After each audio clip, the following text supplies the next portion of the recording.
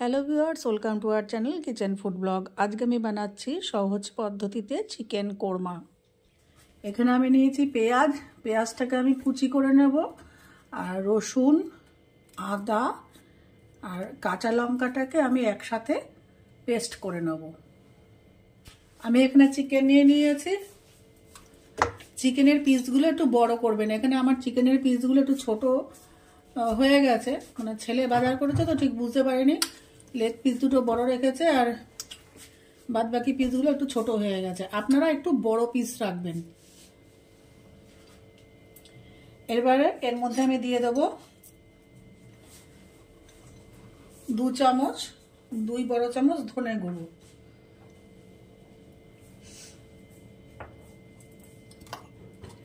দিয়ে দেব আদা রসুন কাঁচা লঙ্কার যে পেস্ট করেছিলাম সেটা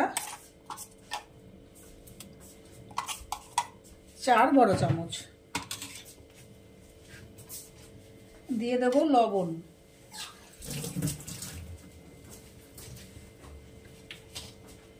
লবণ 1 চামচ মতন দিলাম, লাগলে পরে দেওয়া যাবে, আগের থেকে দিলাম না।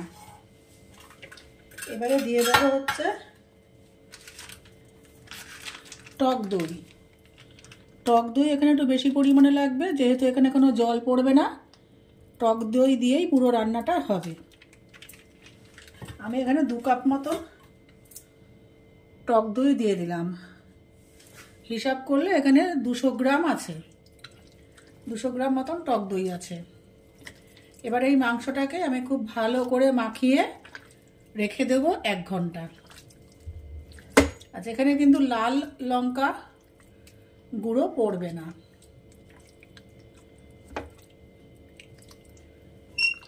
আপনারা যদি মনে করেন শুকনো লঙ্কার গুঁড়ো ব্যবহার করতে পারেন, কিন্তু সাধারণত চিকেন কোরমাটা একটু সাদা সাদা মতনই হয়।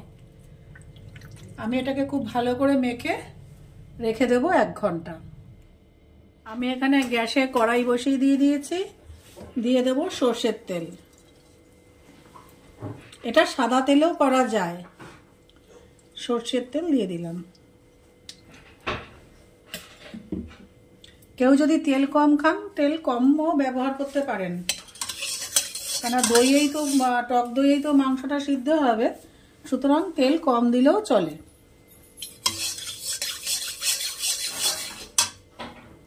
কড়াইতে তেল গরম হয়ে গেছে, আমি পেঁয়াজগুলো দিয়ে দেব।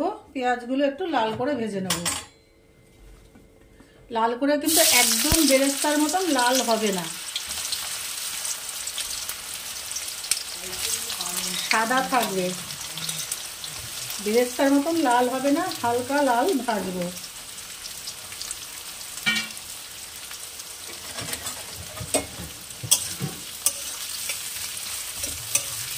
বেরেস্তার মতন লাল খয়েরি করে ভাজলে পরে কিন্তু চিকেনের কোরমার যে একটা সাদা সাদা ভাব, সেটা নষ্ট হয়ে যাবে। নষ্ট হয়ে গিয়ে একটা লালচে ভাব চলে আসবে। ব্যাস, আমি আর লাল করে ভাজবো না, একটু জাস্ট একটুখানি ট্রান্সপারেন্ট হয়েছে। আমি গ্যাসের ফ্লেমটা কমিয়ে কিছুটা পেঁয়াজ ভাজা তুলে রাখবো।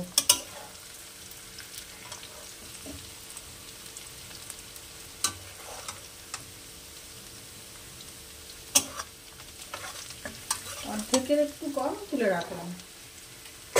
তুলে রেখে আমি এই পেঁয়াজের মধ্যে এই মেখে রাখা মাংসটা দিয়ে দেবো।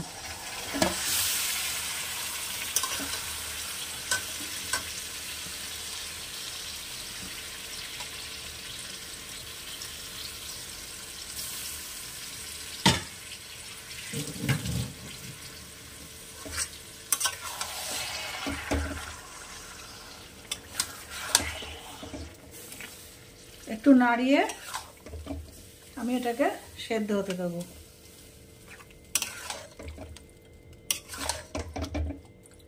একটু হাই ফ্লেমে একটু নাড়িয়ে আমি ঢাকনা চাপা দিয়ে এটাকে সেদ্ধ হতে দেবো।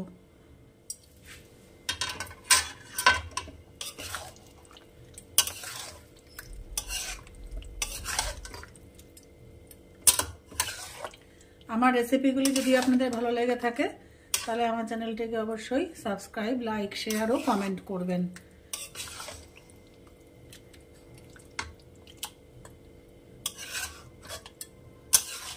এবারে আমি এটাকে ঢাকনা চাপা দিয়ে রান্না করব মিনিট 5।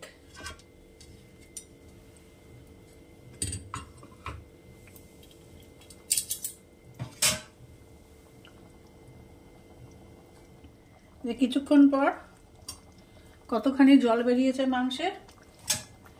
এইবারে আমি আর ঢাকনা দেব না, এবারে হাই ফ্লেমে আমি এটা কষাবো, জলটা পুরো টেনে যাবে।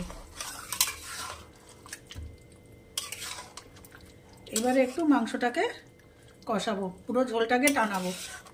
এতটা জল বেরিয়ে গেছে, এবারে ঝোলটাকে আমি এটাকে টানাবো।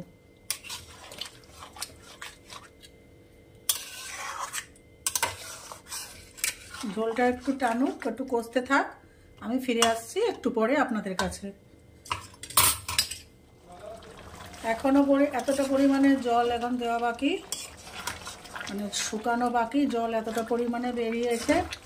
আচ্ছা, এইখানে আমি দিয়ে দেবো আর একটু হাফ চামচ মতন একটু লবণ দিয়ে দেবো, আর একটু চিনি দিয়ে দেবো, হাফ চামচ, এটাও তো কম, 1/4 টিএসপি একটু চিনি দিয়ে দেবো।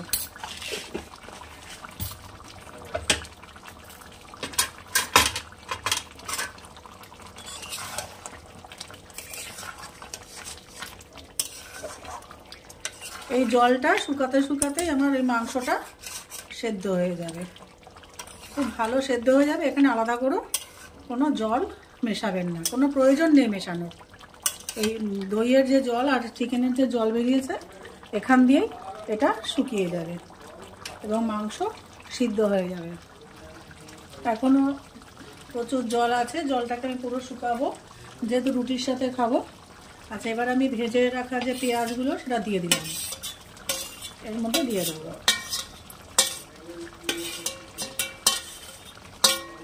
এটা দিয়ে দেবো, দিয়ে আবার হতে দেবো। আর কিন্তু আমি কোনো ঢাকা দিচ্ছি না, ওই প্রথমেই একটু ঢাকা দিয়েছিলাম, তারপরে কিন্তু আর কোনো ঢাকা আমি চাপা দেবো না। আচ্ছা, এখানে যদি আপনাদের কোনো ঝালের প্রয়োজন হয়, যদি মনে করেন যে ঝাল আর একটু লাগবে, তাহলে আপনারা এখানে গোলমরিচের গুঁড়ো ব্যবহার করবেন। কোনো রকম আর কিন্তু লাল লঙ্কার গুঁড়ো টুড়ো এখানে ব্যবহার হয় না, চিকেন কোরমায় হয় না।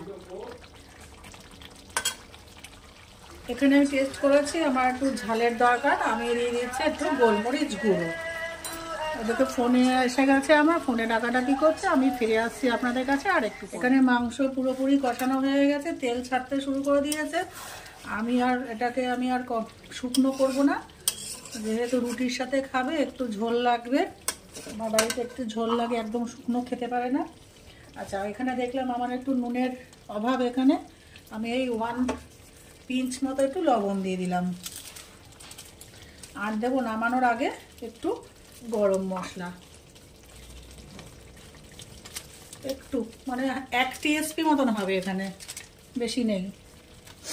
1 টিএসপি গরম মশলা আমি এখানে দিয়ে নাড়িয়ে নামিয়ে দেবো মাংস।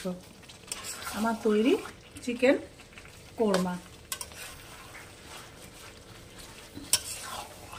এবার এটাকে যখন আপনারা সার্ভিস করবেন, সার্ভিস বলে এটা দেবেন, একটু উপরে জাস্ট একটা জায়গায় একটুখানি ধনেপাতা কুচি, একটু ধনেপাতা, কাঁচা লঙ্কা, পেঁয়াজ দিয়ে গার্নিশ করে আপনারা সার্ভিস করতে পারেন, বা শুধু